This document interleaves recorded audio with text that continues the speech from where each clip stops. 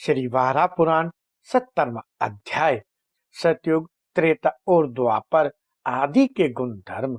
राजा भद्राश ने पूछा, मुने उस दिव्य लोक को देख लेने के बाद पुनः उसे पाने के लिए आपने कौन सा तप अथवा धर्म किया? अगस्त जी कहते हैं, राजन, विवेकी पुरुष को चाहिए कि वह भगवान श्री हरि की भक्ति पूर्वक आराधना छोड़कर अन्य किन्हीं लोगों की कामना ना करे, क्योंकि परम प्रभु की आराधना से सभी लोग अपने आप ही सुलभ हो जाते हैं। ऐसा सोचकर मैंने उन सनातन श्री हरि की आराधना आरंभ कर दी और प्रचुर दक्षिणा देकर अनेक यज्ञों का अनुष्ठान करता हुआ 100 वर्षों तक मैं उनकी आराधना में संलग्न रहा। नंदन, एक समय की बात है, देवादिदेव यज्ञ मूर्ति भगवान जनार्दन की इस प्रकार उपासना करते हुए बहुत दिन बीत चुके थे। तब मैंने एक यज्ञ में सभी देवताओं की आराधना की और इंद्र सहित सभी देवता एक साथ ही उस यज्ञ में पधारे तथा उन्होंने अपना अपना स्थान ग्रहण कर लिया। भगवान शंकर भी पधारे और अपने निश्चित स्थान पर विराजमान हो गए। संपूर्ण देवता, ऋषि तथा नागगण भी आ गए। उन्हें आता देखकर सूर्य के समान तेजस्वी विमान पर चढ़कर भगवान सनत कुमार भी वहां पधारे और सर झुकाकर भगवान रुद्र को प्रणाम किया। राजेंद्र, उस समय समस्त देवता, ऋषि, नारद, सनत कुमार एवं भगवान रुद्र जब अपने अपने स्थान पर स्थित हो गए, तब उनकी ओर दृष्टि डालकर मैंने यह बात पूछी, आप सभी में कौन श्रेष्ठ है और किन की अग्र पूजा होनी चाहिए? मेरे यह पूछने पर देव समुदाय के सामने ही भगवान रुद्र मुझसे कहने लगे। भगवान रुद्र बोले, समस्त देवताओं, परम पवित्र देव ऋषियों, प्रसिद्ध ब्रह्म ऋषियों तथा महान मेघावी अगस्त जी, आप सभी लोग मेरी बात सुने।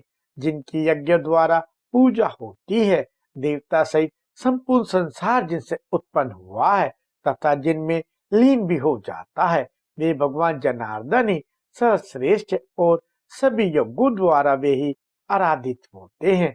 उन परम प्रभु में सभी ऐश्वर्य विद्यमान है। उन्होंने अपने 3 प्रकार के रूप धारण कर लिए हैं। जब उनमें सर्वाधिक रजोगुण तथा स्वल्प सत्वगुण एवं तमोगुण का समावेश हुआ, तब वे ब्रह्मा नाम से प्रसिद्ध हुए।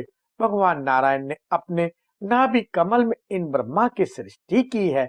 मुझे भी बनाने वाले वे परम प्रभु नारायण ही है। अतः भगवान श्री हरि ही सब प्रधान है, जिनमें सद्गुण और रजोगुण का अधिक्य हुआ है और जिन्हें कमल का आसन मिल गया, वे ब्रह्मा कहलाए।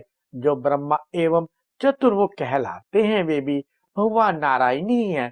जो स्वल्प सत्व और रजोगुण है और किंचित अधिक तमोगुण से युक्त है, वह मैं रुद्र हूँ। इसमें कोई संदेह की बात नहीं है।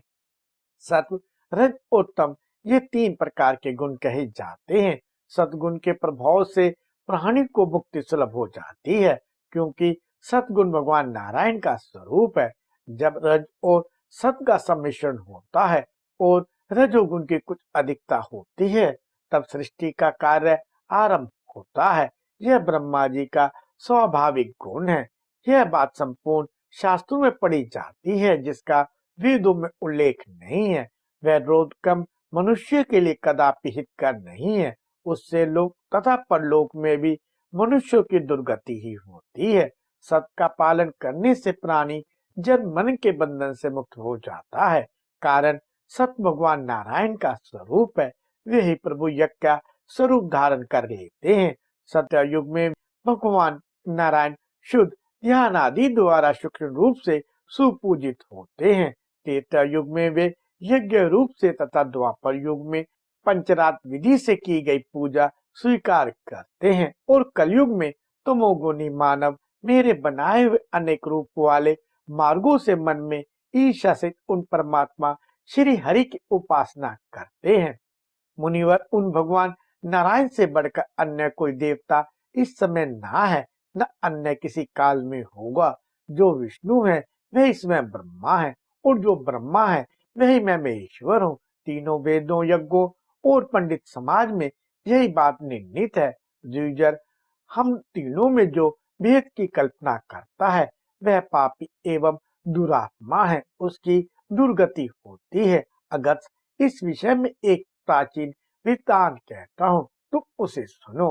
कल्प के आरंभ में लोग भगवान श्री हरि की भक्ति से विमुख रहे, फिर उन सबका भूलोक में वास हुआ।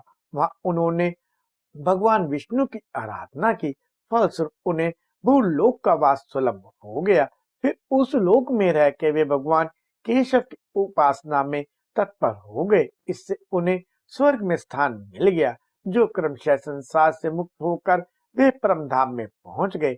द्विजय, इस प्रकार जब सभी विरक्त एवं मुक्त होने लगे तो देवताओं ने भगवान का ध्यान किया। सर्वव्यापी होने के कारण वे प्रभु वहां तुरंत ही प्रकट हो गए और बोले, देवताओं आप सभी श्रेष्ठ योगी हैं, कहें मेरे योग्य आप लोगों का कौन सा कार्य सामने आ गया।